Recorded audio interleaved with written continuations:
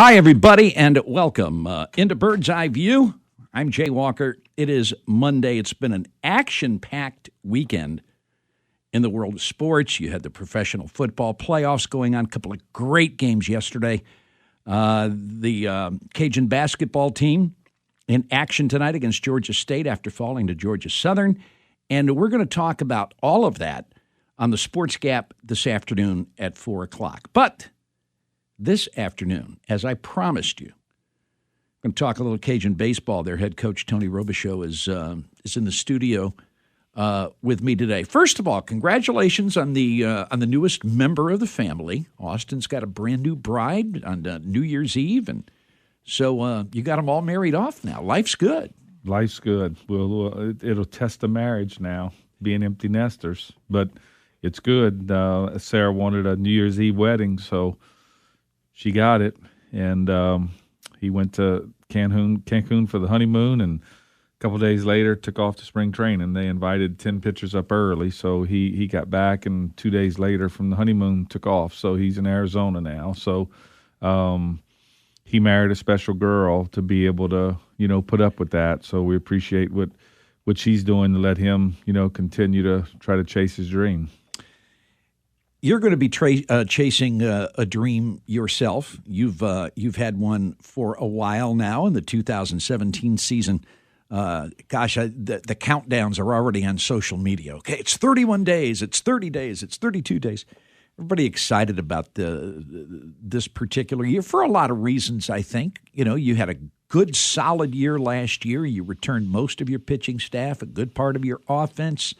I think expectations are high. There's also a pretty big construction going on right now as the renovations to Teague Moore Field are happening. Russo Park is on its way.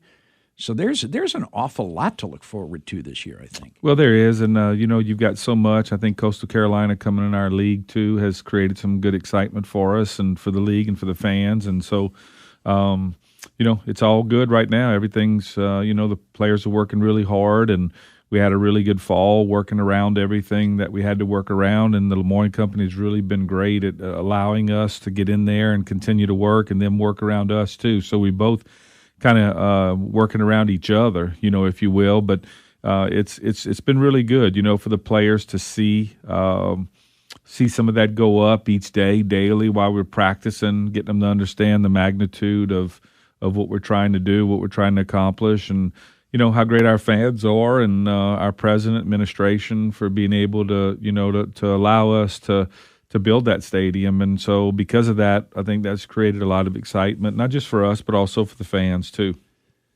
I think a lot of people didn't realize how big that structure was going to be, but they're realizing it now, that how it really kind of dwarfs that old grandstand. It is a big structure, and now I think a lot of people are understanding what that price tag's all about. Well, again, you got to thank the administration, Doc, and then the donors, the Russo family, for stepping up. When it was time to step up, they were really the first domino to really get the dominoes falling, and then all the other donors that have put up money, the people that are buying the suites and the tickets and everything else. I just, we can't thank them enough. But that's how we need to think. If you think small, it's kind of like the AD thing, sitting on the AD search committee.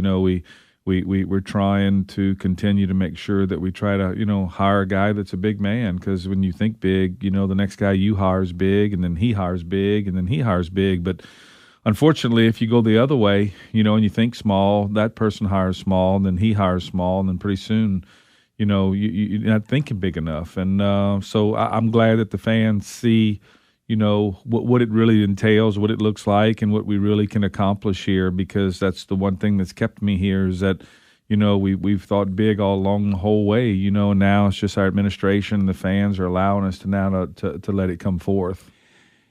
You're getting ready to start team workouts, I guess, Wednesday. You've been having, group workouts and stuff since school started. You went through the fall. You know that expectations are high for this ball club. Then again, you never set expectations low, so they're I think the fans' expectations certainly aren't any bigger than yours. and that of your coaching staff. Just give me a synopsis of the fall, if you would. You went in with some questions that you wanted to get answered. What questions got answered for you? Well, the big thing we wanted to do was evaluate, how much, a year makes a big difference in any sport, especially baseball. You watch a kid play as a 10-year-old and then watch him play as an 11-year-old. There's a big gap. It's a big difference. And so we really wanted to see, it was real important for the guys that we were returning to come back to be better than they were the year before, where it was – a better body, better mentality, a more professional hitter. Some guys went out this summer and played very well. So that's what we went into the fall. We rested some of the arms because we thought it was the right thing to do with some guys that had gone out and pitched in the Cape or pitched over the summer and that kind of thing. So it was kind of a unique fall, the first one where we pulled back on some innings and pulled back on some guys pitching. So we were really shuffling some stuff along the way. But I think what was really good is to see, Castle's back, better, more mature, a little bit more physical, and, to see Pinero back, from what a year made a big difference, and Anchak and Sinsley and Jam and Izzy and Joe, all the returners, making sure, because, there won't be a lot of freshmen that's going to be highly counted on this year because of our age. So it's going to be a lot of guys that are sophomores, juniors, and seniors for this run. So, and then we kind of, had a lot to deal with moving from the locker room to across the street, and from there, to get on and off the field every day. And then some days we would treat practice and rain delays, where if they were going to hang a piece of steel or hang the lights, they would come down and tell us, you'll need to move to the right side of the field for the next 25 minutes. And so we would treat it as a rain delay, and we'd hang out as a rain delay. Play a little rock, paper, scissors. Whatever they do during a rain delay, And so we tried to take everything that the fall brought and tried to just use it in a positive manner, and I think it worked out good for us. You got so much going on behind us every day at practice that now they kind of block it out. I mean, I know HUD pumps in music sometimes, or a lot of football coaches will pump in music, loud music, the week of a game or something, and we're pumping in bulldozers and backhoes and drag lines and cranes and everything. You can hear welders and you can hear them banging on the steel and everything. But after a while, really, you don't even hear it anymore because, you out there every day with it. So I thought it was a good fall. I thought we got a lot accomplished for being in the conditions we were in, because I thought for sure, man, we might have to, head out to an alternative site. Man, that'd have been a nightmare every day, in the fall, because kids are getting out of class at different times, labs and everything else, inter-squad and all that. So it went way better than what I thought intentionally it was going to go. You are fortunate enough to where a pitching staff that was very good last year returns almost intact. You lost, of course, Eric Carter. That's a big loss, especially the way he pitched the second half of the season. But you got Colton Lee back after he missed all of last year. You brought in a junior college left-hander that I know that everybody was very high on going in. So you've got a lot of the guys, and you've got a lot of them that probably will return in the roles they were in a year ago. But I would have to think that there's a possibility that some of these guys' roles from a year ago might change a little bit. Well, they always do. I mean, that's why every year is a different year, because roles change. And sometimes your role can get bigger. Sometimes it can literally get smaller, depending on the personnel that comes in. That's the big thing that we try to teach them all the time. Do you want to play a big part of something small, or do you want to play a small part of something that can be big? And so some guys' roles will change, and they will. We have to build a bullpen. So a couple guys' roles will change along the way, left-right matchups. Have you made a decision on that yet, as far as what you're going to do with your bullpen? Or is this something that'll get decided in the spring? Well, we'll work it out as we get a little closer. Right now we try not to make too many decisions because some guys come back from the Christmas break better. And some guys I've seen in the past where a guy, sat all 30 days too. So you don't want to give somebody a role before he goes home and sits down for 30 days. So we try to start right now. All the pitchers are up to 30 pitch bullpens. And so as we start to get up and start to inter squad, and here in about 2 weeks, then we'll start to try to, I think, start divvying out those roles because they have to start training for those roles. And we're going to have to start working backwards. We work backwards with pitchers always. So we'll have to carve out the Friday night starter and then back up and then carve out the Saturday night and back up. And then that way he can start to prepare for his outing. But right now, everybody's under the same protocol, 15-pitch bullpen 3 days ago, another 15-pitch bullpen today, and then now we're getting ready to get up to the 30-pitch bullpens, and we bring the breaking ball in when we hit 45 pitches. That's when they can start throwing the breaking ball and the slider again. So the ramp-up's the most dangerous part of the stage, which, I hope the NCAA somewhere down the road just, does what Major League Baseball does and let pitchers and catchers come in early because – it's really important that they've done something over the Christmas break because the ramp-up's the most dangerous time. Spring training's the most dangerous time for pitchers, When a guy's thrown 22 starts, that's not as dangerous as his first start because the ramp-up, they haven't been banging on that soft tissue for 30 days or some of them all summer for 5 or 6 months, the guys that are heading out to spring training. So if we can get them through this ramp-up, and get them out at their first starts and stuff and usually knock on wood, you don't run into a lot of trouble. But this is the most dangerous time for pitching staffs all over the country. We mentioned the fact that you brought in a junior college transfer pitcher, a left-hander named Colton Schmidt. What'd you see out of him in the fall?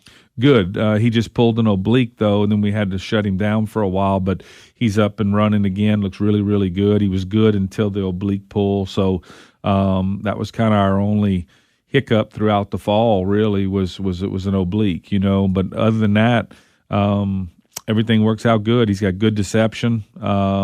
He's a competitor. He's a strike thrower. He's got good stuff, and I think he's a guy that's gonna see a lot of innings. Tony Robichaux, Ragin Cajun baseball coach, our guest here today on Bird's Eye View. Tony just mentioned a minute ago that he said that he hoped the NCAA would do, and he talked about pitchers and catchers reporting early. There are some possible changes coming down the pike. We're going to ask Tony his opinion on some of the proposals that have come up. Bird's Eye View continues after this on ESPN 1420 and .com. Welcome back, everybody. Bird's Eye View. Jay Walker, Ragin Cajun head baseball coach, Tony Robichaux. The ABCA had their convention. Were you at that? No, I didn't go. We had a wedding in Dallas and recovering. So what does that have to do with anything? There are a couple of proposals that are going to be presented to see if there are going to be some changes. A couple of 3 years ago, they decided a 35-man roster, 27 is what you can carry in league play and postseason play. Everybody you put on scholarship has to get at least 25%. You're still sitting there at 11.7. Those went into effect a few years ago. Now there's talk about rescinding the 25% rule. As you've had a chance to ponder that, what do you think about that? Well, I don't like it. The reason I don't like it is that there are some kids that sometimes you pull off of because you have to offer them 25. They might not be worth 25, but 7%, which is books, they're worth that. I mean, I can give you a list of players that I've signed on books that made it to the big leagues, Right. But I don't know if I'd have gave him 25% at the time. And then it also helps us. You can start backstocking more catchers maybe because it gets hairy. You got to give a guy 25%. You only can put 27 guys on scholarship. How many catchers do you keep loading up on 25% and miss out on an arm or another hitter or another position player? I can live with the 35-man roster. The two things I think that's hurt us the most, I can live with the 35-man roster. I'd like to pass out the scholarship the way we want to pass it out so that when you get a kid, like the 8 that aren't on scholarship, those guys can't sign nothing. They can commit to you, and you can't even talk about them on the radio, but yet they're part of your 35-man roster. How idiotic is that? And then he can't sit at his high school with his principal and get the newspaper for committing to you because there's nothing to sign. But if you can give that guy books, he now can have something at his high school. You can talk about him. And then when he goes to the first night with all the players to get books, look, it doesn't matter what you on. You can be on 95 or 5. But that first night's important because all the players go get their books together. Well, when they all walk in there and all of them are getting books, they just know that I'm a scholarship athlete, okay? Especially in front of the girls when they walk up in the line and go, I'm Jimmy Smith, and they look through the paper and go, oh, you're not on a scholarship. But the guy committed to you. I mean, how crazy is that? He can verbally commit to you as one of the 8 free, but yet you can't promote it. He can't sign anything in his high school.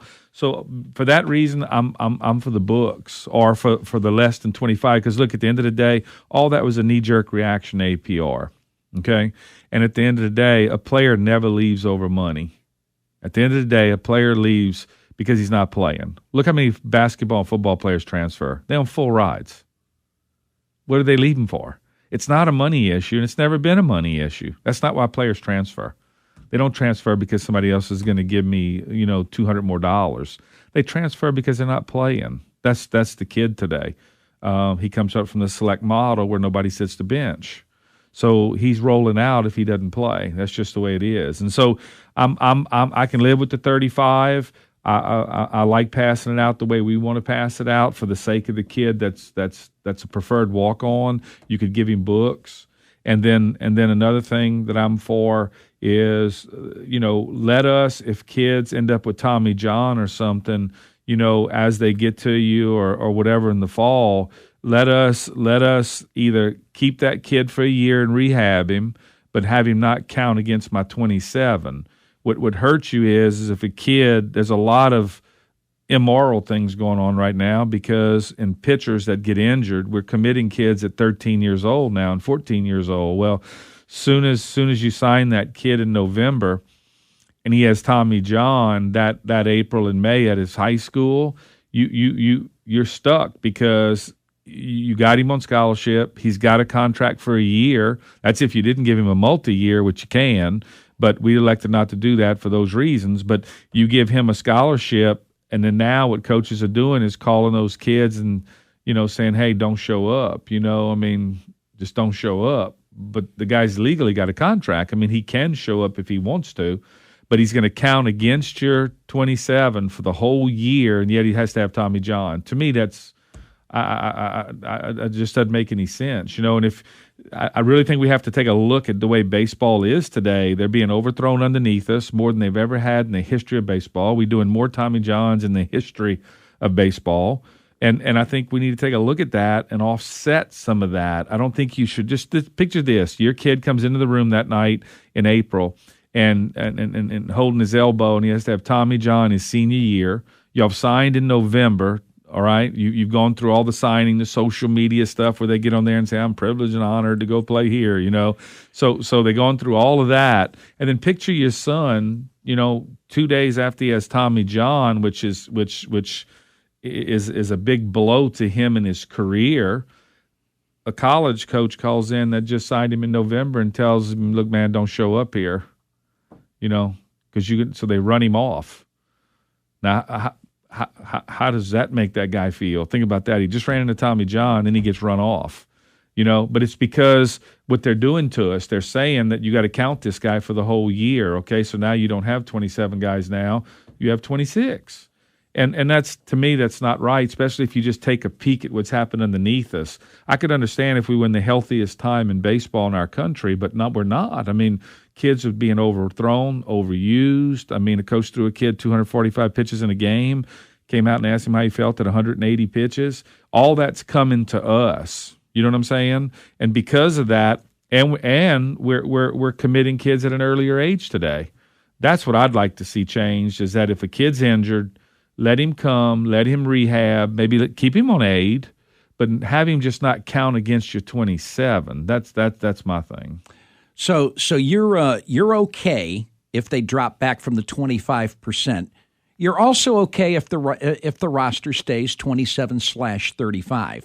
You just like to be able to offer 35 aid if you so wish. If you so wish. Because you don't have to do that. No, you don't. I just don't think we should be putting minimums on us, just for the simple reason that we have signed many good players on a book scholarship.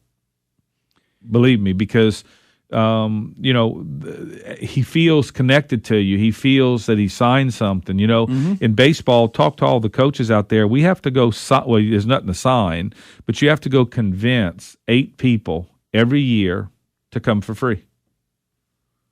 You want to have a difficult sales job? I mean, go into a kid's home, tell him how much you love him, how much you really want him, but you can't give him nothing.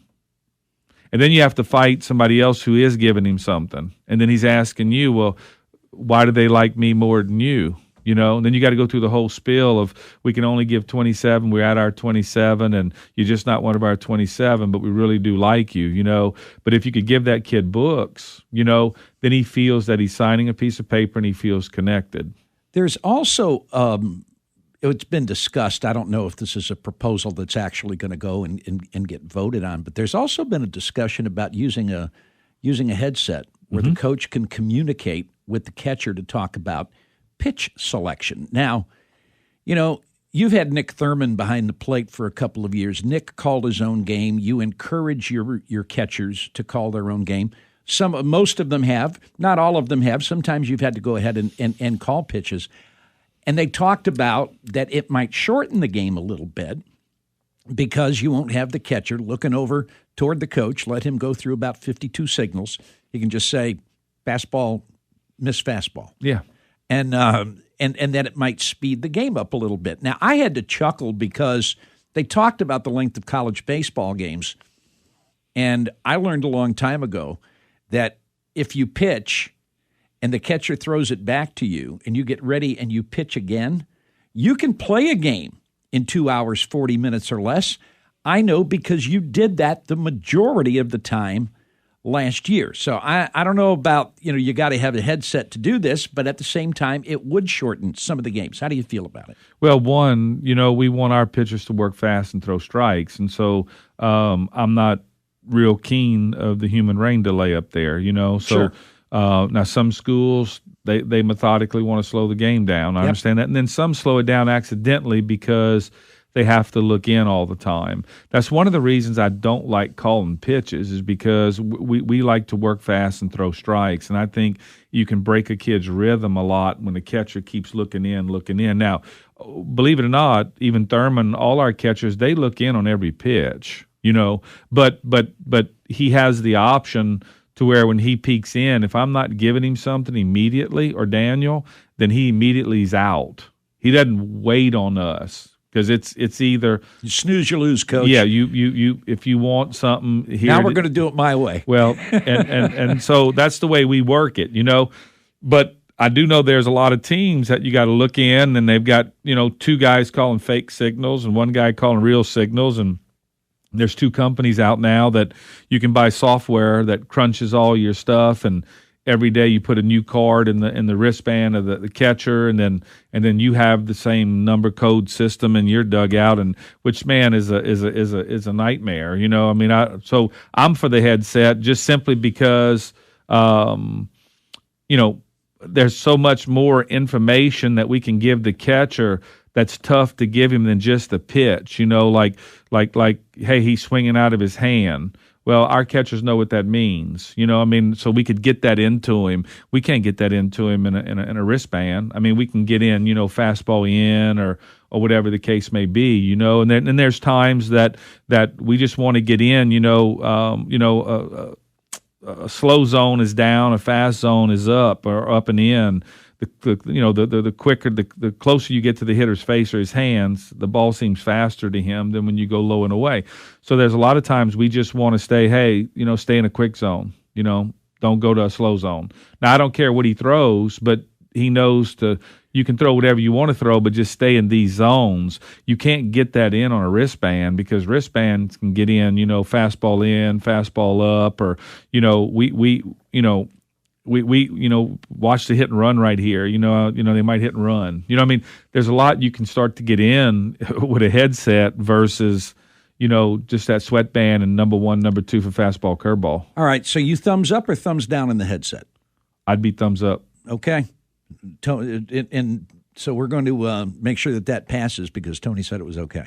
Well, so all right, but that's really the gist. There was one other one, a proposal that you can go ahead and play 4 games in the fall against outside competition and not have it count against your 56 games. Would vote that so fast. I'll bet you would. Man, look, the days, and I'm dating myself a little bit, but the days of 60 games, you could do 60 in the spring, and then you could play as much as you wanted to in the fall. So we'd bring junior colleges in here on the weekend. We'd put them up at the cafeteria. Man, our recruiting budgets went way down because you had the whole team here on your campus all weekend. Boy, you could play Blinn and San Jack and, whatever the case may be. A lot of the coaches that sat on the committee that were threatened with, for taking away the 56 games and lowering the number, if y'all take, the 27-man, this and this and this, we'll let you stay at 56. I'd have much rather take the model that fits 1 game during the week, 3 on the weekend, whatever that model is. I think it's, 52 maybe or something. I don't know.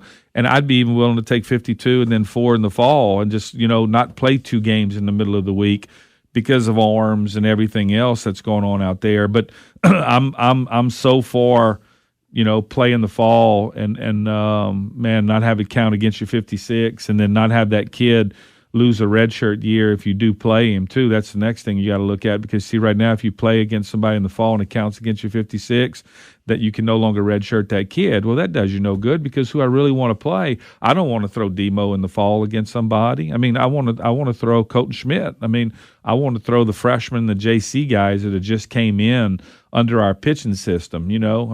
At practice every day it's so tough. They're trying to hit and run and do, double squeezes. We know that they could double squeeze. And, it's so hard to work without playing outside competition in the fall. You just mentioned freshmen, and you had a couple of pitchers that you redshirted last year as freshmen. And it just so happened that they threw the day that Kendall Rogers from D1 Baseball was here. And he spoke very, very highly of both of them. And then I look at the depth of your pitching staff. Evidently these kids have some talent, but are there going to be enough innings to get them some work when you consider that I can sit here and tell you right now you're 10 deep in the pitching staff before you even tell me about anybody I don't know? Well, you talking about Jack Burke and Jacob Norman, both those guys have really thrown well this fall, man. And they've got usable stuff. I think we're gonna need to find a way to use them. I think again, building a bullpen, this is where they might come in to help us. If we get caught in some double headers and stuff, I think this is where they're going to come back to help us. And where they're really going to need to help us is so many of our players, the pitching staff is all draft eligible. None of them are seniors. Except Huval. Everybody's draft eligible. So we could get wiped out. We could lose 6 pitchers to the draft this year. So that's where Jacob Norman and Burke come in the most. Now, do they want to hear that, for next year? No, but at the end of the day, not only is next year going to get here, but if we do get wiped out, you're gonna be to the front of the bus. So we do need to get them some work this year, and then we need to watch, Campbell, some of the other freshmen that are in there that'll probably be rostered redshirted, maybe Armstrong and Campbell, where they might not throw. But we want them to see everything because right now we're trying to develop from underneath because, Gunner's draft eligible as a junior, Demo's draft eligible, Marks is draft eligible, Guillory's draft eligible, Colton Schmidt is draft eligible. So you could lose those 6 guys, right there off the bat. And then there's a chance that, believe it or not, there's a chance that you could get all that back for another year. which would be a beautiful thing. It would be a beautiful thing, and I guess we'll worry about that when June rolls around because you've got them this year. Yeah. And they're going to obviously be a very important part of all of this. We haven't talked about your position players at all. Now, you and I didn't talk much in the fall about that, but I did talk with Bab and JT a little bit about some of the new guys and what you saw that you like, and who conceivably might do what and where. Now, a lot of that still has to be decided because you've got another month before the season opens up. And as you said, some guys, when they leave in the fall, come back in the spring, they're different. So we'll figure all of that out. But the one thing that I have gotten by talking to your assistant coaches is that you're going to have some options. Yeah. And what's good is I think we're going to be, their maturation process has been good. They're a little bigger. They're a little bit more physical. That's going to help us too. And then the freshmen that came in Lott and Monica, both the junior and the freshman, the two drafted guys, if you will, really have come in and done a good job. That's what we really needed to happen. And there's not many freshmen to worry about. You got Aguilar and Ryan Ray, one redshirt freshman, one a true freshman as catchers. You got Mole as a freshman. But what's good is we're really junior, senior laden in the position players, giving these freshmen some time to grow. We won't have to worry about needing 2 or 3, position player freshmen to kind of, hurry up and slow the game down. We can give them some time because you got Pinero that's going to be out there. You got Anchak and Castles. Castles was in his, slow down mode last year, getting better as the season wore on.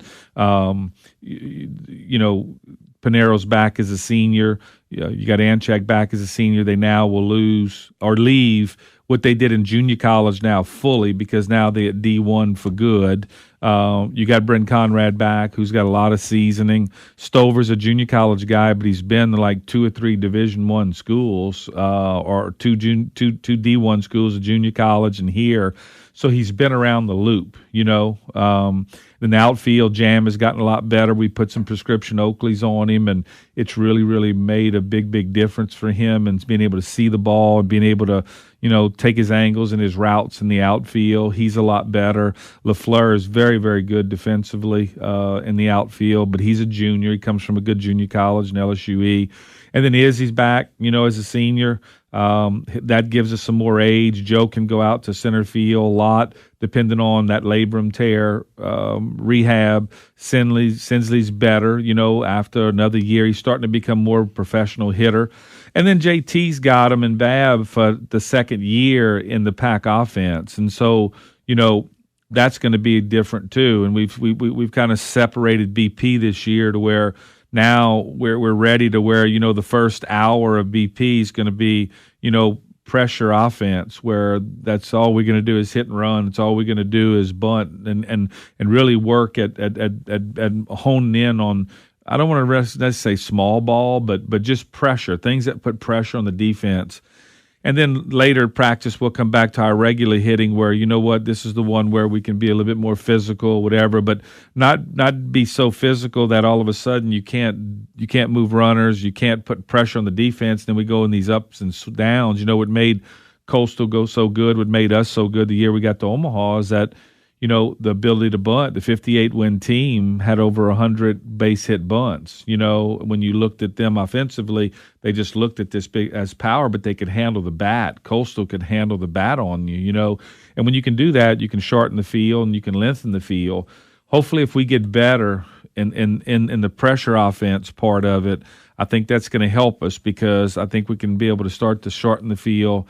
And then I think we'll be bigger and stronger to lengthen the field too. But you don't want to live and die by the home run, or being just a power hitting team because there's some nights that a guy can carve you up, And so we don't want to be that. We want to try to be competitive night in and night out. So I like the experience that we got coming back because they got another year in the PAC system. And I think that's important, man. It's just like our pitching system.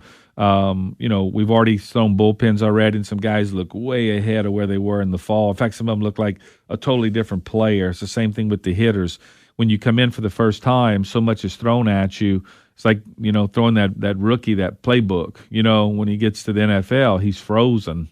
He doesn't even look like he's ever played football before. But once they start to internalize that playbook, it's a smooth thing from then on. So I think that's going to be the difference, hopefully, for us, is that everybody back has another year in the pitching system, another year in the pack offense. When we return, we'll talk a little bit about progress over at Russo Park, and going to take a look at the Sun Belt Conference and maybe a couple of things the average folk don't realize. Tony Robichaux, our guest here on Bird's Eye View this afternoon, and we'll come back more with the coach right after this timeout on ESPN 1420 and .com. Welcome back, everybody, to Bird's Eye View. Jay Walker, Ragin Cajun head coach Tony Robichaux. It was announced not long ago that you're going to play all of your games this year at Teague Field at Russo Park. Exactly how they're going to do it still remains to be seen, and weather is going to have plenty to do with that as to, if you're going to have to do it like this or do it like this. Eventually, before the season's over with, everything's going to be done and everything's going to be lovely. But the fact that you were able to go ahead and say that you're going to play all your games at home, you're not going to go to Baby Cakes Park and play. You're not going to play at Faubacher. You're not going to play at Alex Box or Cowboy Diamond. You're going to play home games at home. That was a big step. It was. I mean, to know that Lemoyne had got the stadium up to that point, was huge, and huge for our players, integrity of the playing surface, and what we know as an advantage. For the fans, because not to be disrespectful to all the other ballparks you named, it's all nice ballparks. It's just, it's already tough today to knock off at 5, pay the money you have to pay to come watch us play, and then all of a sudden you got to drive an hour, and then 2, and then 3, and then every other weekend maybe you at a different ballpark. I understand what that could have entailed, and to have our administration, sit there and study it. They were dealing with a moving target, and we're still dealing with a moving target. So. But to know, we were hoping that USM series from that point on we could, because I owe Matt Deggs 3 anyway, right. Right. And then opening weekend we were able to get our fans right there to Hammond. That's not too bad. And then the home and homes, you're going to play them home and home anyway. So we just switched them to where we're going the road. And I think we have 8, in February on the road. Right. 3 are for sure anyway. Okay, that's 5 that you took away. Not really 5 because 2 of them are home and homes. So you're talking about basically, 3 games that were moved from here. That's outstanding, compared to what could have been. Because if you move to Faubacher, you're back to a grass field. So somebody's got to pull the tarp. When we on the road one weekend, it's pouring down rain, and who's going to pull the tarp? I mean, who's doing all of that? So there were some big issues, some big issues in using other people's ballparks too. Could have been some tough go. So again, being able to do that was really nice for us to stay put. And look, they're moving so well. The weather's matched up really well. Again, you are dealing with weather that's an uncontrollable, but to watch Lemoyne do the work they're doing, it's just really been outstanding, and how everybody's working as a team, to get this done. And I know our players appreciate it, and our fans do too, and not having to leave starting at that Southern Miss series. I'm getting ready to write a ridiculous amount of stories about your opponents for 2017. It's all going to be on our website, ESPN1420.com, and I'm in the process of gathering information right now. I'm calling this right now. The Sun Belt Conference this year is going to be as good, as competitive, and as top-heavy as it's been in quite some time. There were 2 years ago, in 2015, it was going to be a one-bid league, and it was going to be whoever won the conference tournament. You hit the Grand Slam home run. You wound up winning a regional, playing in Baton Rouge for a super regional. Last year, it was a 2-bid league. But I'm saying right now it's going to be a 4-bid league this year. And I'm not sure which 4 it's going to be. I can tell you who 3 of them are going to be. This league is going to be a lot of fun this year. If you like to hook up on the weekends, and I know you do, I know you love playing good competition. This is going to be fun. Well, that's the way it should be. You want to make your conference as good as you can get it top to bottom, and it just makes it better for everybody. You're stronger at the end by playing good competition. We've been successful by playing good competition. The days where you had FAU and FIU and Western and Middle, I mean, every weekend, you were playing tough people, and I commend all the coaches in our conference every year when we go to the meeting in August. That's the number one goal. Is to strengthen up our team, strengthen up our schedule, strengthen up our RPIs, and make this as competitive as we can. Of course, with Coastal coming in, did nothing but make that more competitive and help our RPI and so good. That's I've always said that iron sharpens iron, and you can't sharpen a knife on a paper plate or a Kleenex, and so we got to get ready to buckle down. Every conference weekend is going to be a 3-game fight, but what's good is our fans benefit. The people that enjoy good quality baseball benefit when that happens, instead of watching us just try to roll somebody that just can't play a lick. You the rest of your schedule, you're playing a lot of the usual suspects, but you do have Houston coming here this year, and you've got a game with the University of Texas over in Sugar Land at that ballpark over there, and David Pierce was the coach at Tulane. Before that, he was at Sam. Now he's the head coach at Texas. That was able to work out. As a result, you had to modify the non-conference schedule, the midweek schedule, just a little bit. You also got caught over the fact that you guys schedule in advance, and it looked as though you were going to have an open date again, or you were going to start conference play on week 4 again, and then they said, okay, no, we're bringing Coastal in, and so you're going to have 4 non-conference weeks. So you were stuck there with week 4, having to try to find an opponent pretty late. St. Peter's is coming in. They weren't very good last year. Hopefully they'll be a little bit better this year. But you got 3 games at Sam. You got Southern Miss coming in. You're opening up in a tournament with Southeastern, with a Murray State club that's not bad, and Southeastern's very good. You're going to get tested right from the get-go. Oh, we will. And, and again, your first 8's on the road. So, I don't care who you play, and the first 8's on the road. So, and then, Sam Houston is going to be just as good, if not better, because they're going to be another year in the Matt's system. So, and his freshmen going to have grown up with experience. He's given them a little bit of postseason blood, and they liked it. So, they're going to be better. No, this is going to be we're trying to get the guys to understand that this is not going to be no cakewalk. This is going to be a tough one, and with starting on the road and coming back, and and then next year, we were able to Pierce to work us out a 3-game home and home series with Texas. That's going to be nice for our fans. We get back into the Astros Classic, and I think we're going to pick up Vanderbilt maybe in Arkansas in there, and so we're trying to. Bab's doing a great job with the scheduling and trying to continue to make it as conducive as we can for our fans. And then also, try not to play on the road all the time, because now we got suite revenue to worry about. You're charging people an amount for suites, and then all of a sudden you're going to be on the road too much. So we have to be careful there, but we also have to make sure that we continue to protect our RPI along this too.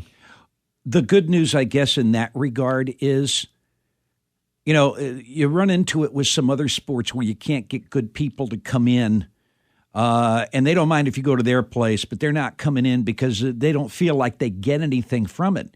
Your program is at the point where you can get good teams to come in because they're saying it's a chance to get a road win against a team that's going to be in the top 20 or top 25 RPI. So now folks that maybe wouldn't give you the time of day 5-6 years ago are listening now. Well, it helps, with relationships and Pierce being at Texas now, and some of those schools don't like to travel much. Augie's view is we're not traveling, except for non-conference games. And so it depends on the relationship, how the coach views his scheduling. We're glad that you get more points on the road for wins. That helps, entices people to do it.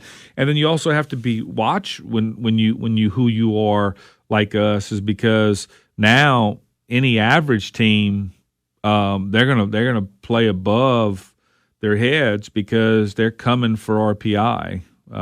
They know why they're coming, and so we have to understand that, because that's the toughest. In fact, it's tougher to play St. Peter's 3 times than it is Texas for me.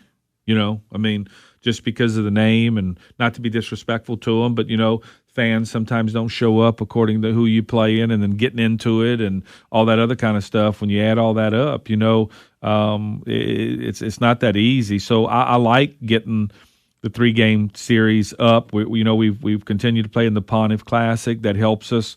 We got LSU trying to come back quicker over the next couple years than they normally would, and in 1 year we might play them 3 times instead of just 1 time. So we're continuing to work. I think Tulane, we're going to have a good working relationship there. I don't think he's going to not want to travel. Rick just didn't like coming here, and just didn't feel that he could win here. And it's because he couldn't. Well, and not to be disrespectful to him, but every coach has a certain view. Sure. And when that view sets in, it's difficult in scheduling, but Bab's trying, and we're trying to make it as good as we can. We just really appreciate Texas.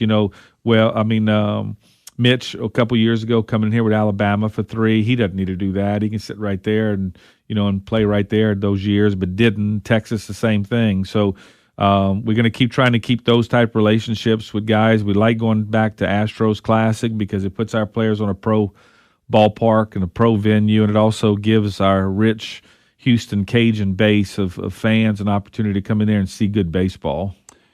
Ragin Cajuns open up the season February the 17th when they take on Southeastern Louisiana, a team that is going to be very good again this year. You're going to get them 3 times this year, twice in Hammond, once in Lafayette, and Murray State and Hofstra also on the schedule for that weekend. As Tony said, 8 in a row away from home to start the season. The home opener is going to be March 3rd against the University of Southern Mississippi at ML Teague Field at Russo Park. I don't know about you, but you guys are going to start your work on Wednesday to get ready for the season. I think a lot of the fans are already ready for the season. This has got a chance to be fun. Well, I think anytime you add a stadium involved in something, I think it creates a lot more excitement. With especially the fan that might not be a hardcore baseball fan, but yet he's driving, because you can see the stadium go up from Congress, Bertrand. You can see it. I can almost see it from my house. Are you kidding? That thing's big. And so, a lot of people, that's just the average fan that might not have come out, but it's going to come because of the stadium. That's good too, and so I think that's created a lot of excitement. And again, I just think, we've got to stay healthy. And we've got to, continue to work internally, because you've got internal expectations, you have external expectations, and so you don't want to get caught up in the external ones because you can't control those. You want to stay focused on what you can stay focused on internally, and so far our leadership's been good, and the guys have handled up on what we have to handle up on internally, because you win in the clubhouse first. That's where you win, not out on the field. So we got to continue to win that battle and make sure that the draft doesn't get involved, and advisors and everybody trying to get themselves something out of this season, and make sure that ultimately at the end of the day, we make sure that, we get the internal part of this taken care of. And I really feel that these guys will do that. Tony Robichaux's been our guest. I want you to stay tuned next hour. The Sports Gap. Going to talk some football, some Ragin Cajun basketball, as well as Tony will hopefully be able to visit with us a whole lot more when the season rolls around. Appreciate you being here. Thanks, Jay. This is ESPN 1420, KPEL, Lafayette. It's 4 o'clock.